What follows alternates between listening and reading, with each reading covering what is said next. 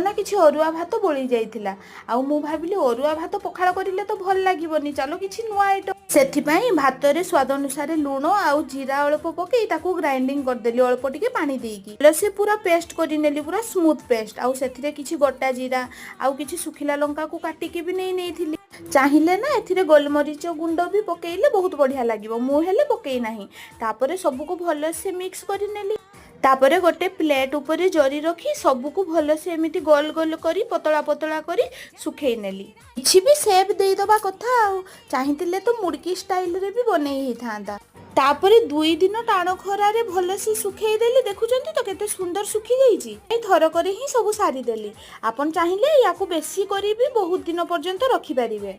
मु तो fast time भात रे एमिति पांपड़ बनेइची आउ एते सुंदर हेइजिबो बोली मु भाबी नथिली से पुनी फास्ट ट्राई रे बहुत सुंदर पूरा मुसमुसिया हेइतला बहुत